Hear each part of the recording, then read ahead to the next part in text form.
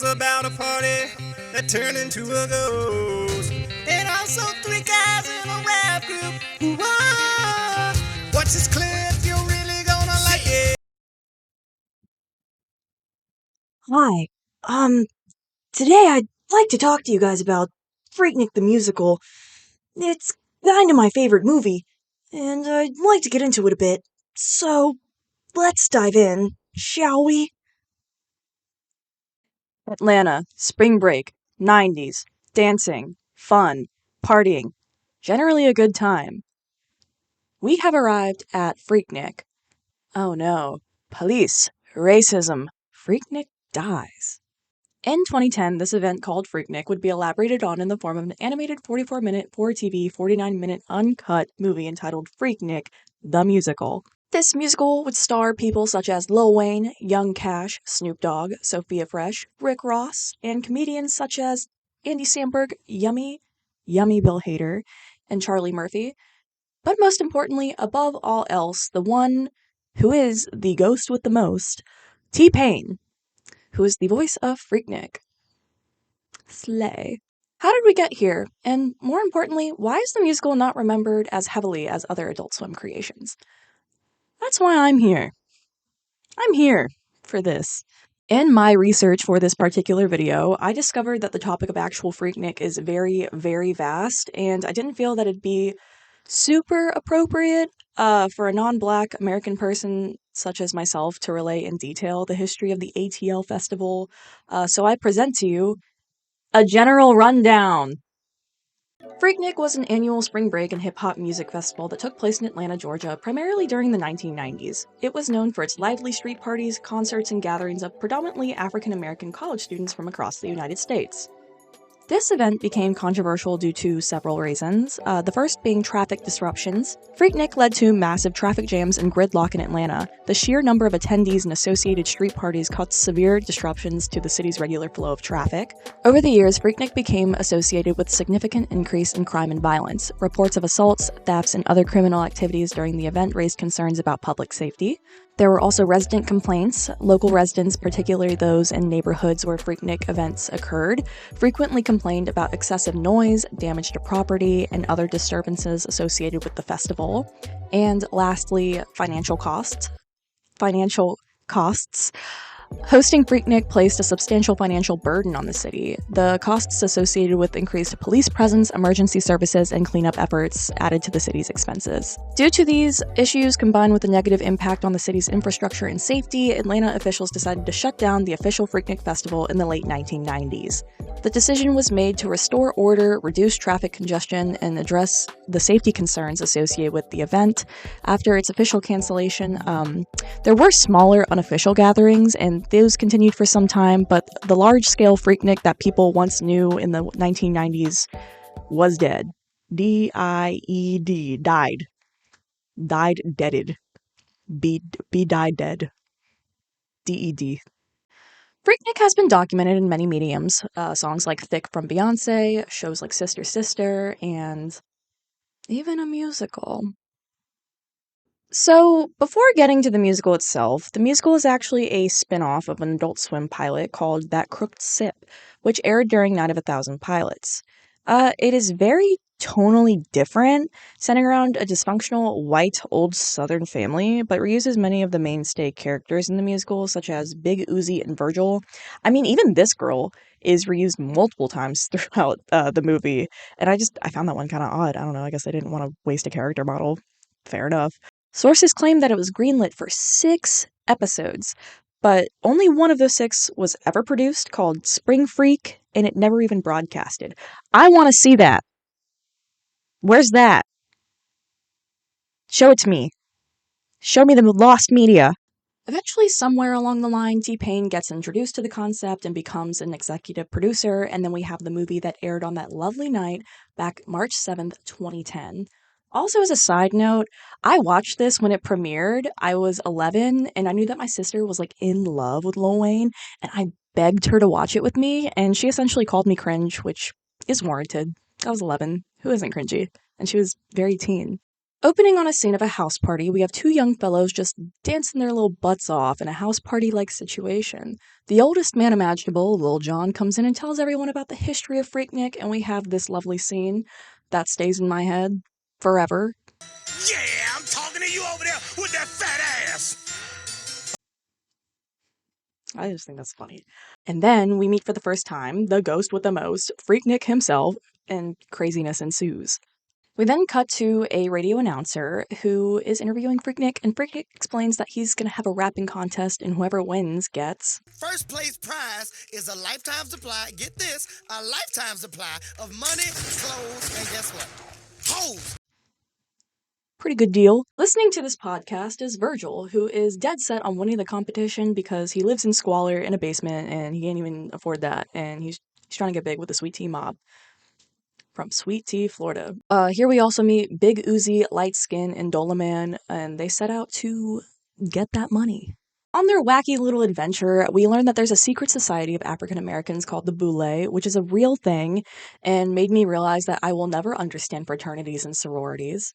And the Boule consists of Oprah Winfrey, Al Sharpton, Bill Cosby, Russell Simmons, O.J. Simpson, and Jesse Jackson, who all wear medallions that read the 10%, an allusion to the W.E.B. Du Bois essay, The Talented Tenth, which says that a class of exceptional members of the black race will rise to lead it. Anyway, they want Freaknik to fucking die, and they are gonna kill him. They're gonna fucking kill him. Virgil, like his Dante's Inferno version, guides the group through many a wacky situation, including a frat party where they meet Bill Hader and Andy Samberg. They meet the Fruit Bowl Boys, headed by Tyler, the Creator. I also don't remember this. I guess I was too young at the time, but they also meet these women who are voiced by a failed girl group called Sophia Fresh. And when I say I don't know any of their songs, I do not know any of these songs. They sound good though. They could have gotten. I feel like they could have gotten big. But look at them. They are so party rock coded, scene pilled, 2010 madness. And their music was used in both Step Up 2, The Streets, and also Step Up 3D, which, I guess they had a niche in the Step Up movie industry. Okay. They accidentally go to New Orleans. They meet Trap Jesus, who is Lil Wayne. Barack Obama steps down as president and hands his presidency to Freaknik, who declares the city Freak Nation. And I don't know, I really love this scene. I don't know why. It's just there's something grand about it. Moving on. The Boule has had it, and they use the RoboCop version of Al Sharpton, dubbed the Perminator, to kill Freaknik.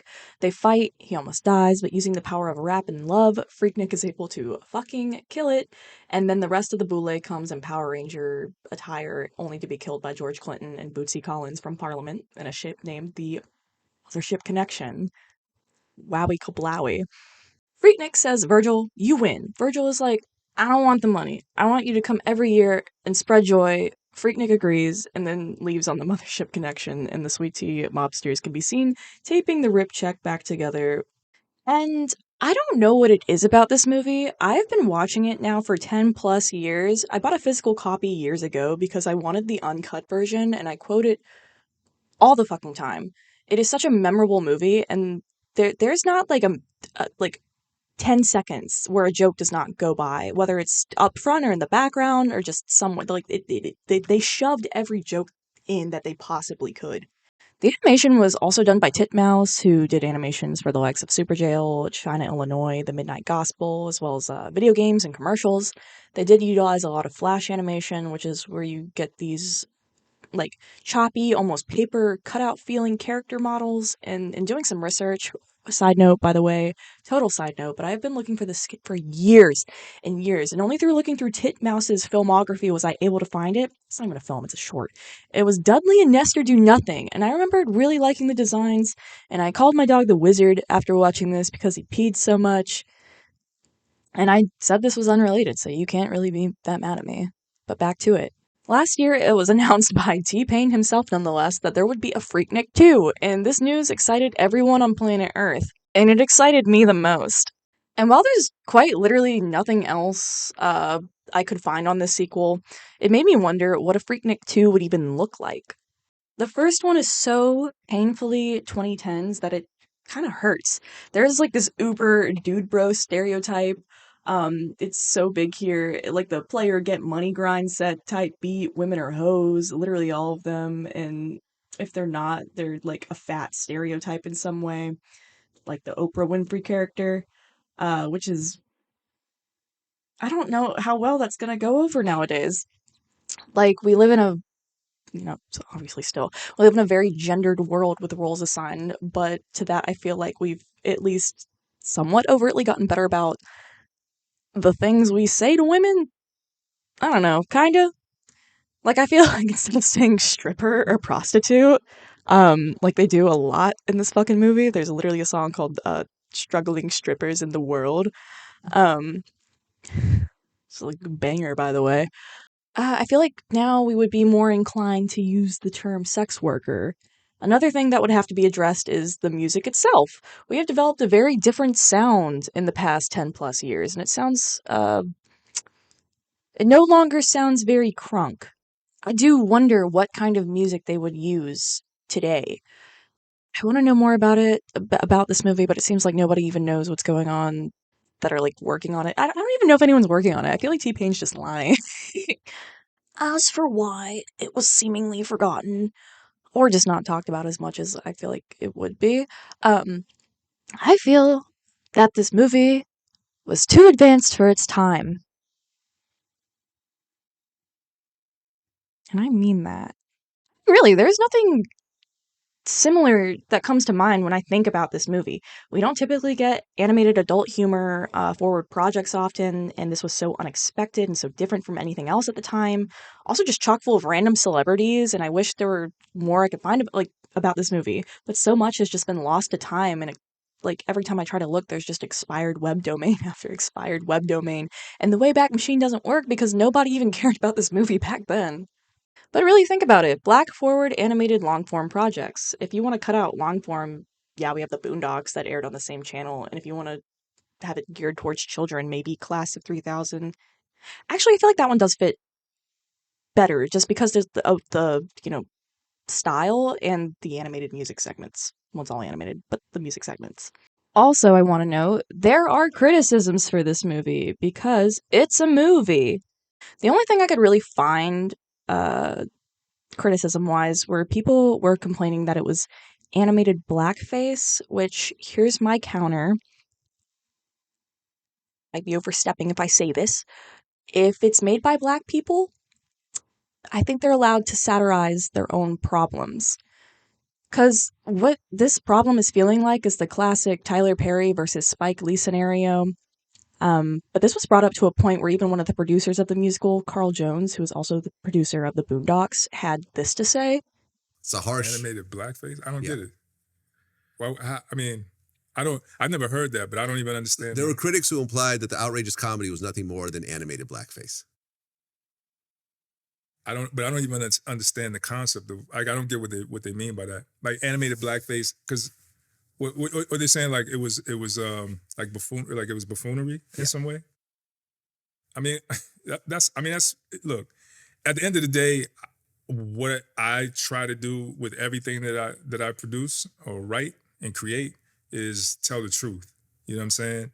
And so as long as I can hang my hat on the truth, I'm okay with people being offended and taking things, however they want to take it. But I don't really understand why they would say that, because I think there was a lot of smart commentary there, like, and it was a really solid story about a group of friends, traveling across the country to basically become something. At its essence, like that's what the story was about. And the music, to me, I mean, shit, like if it was, if it was buffoonery, I don't believe that we'd have so much legendary music talent wanting to be a part of something like that. Like if we were really, Rick Ross, we had George Clinton and Bootsy Collins and, you know what I'm saying?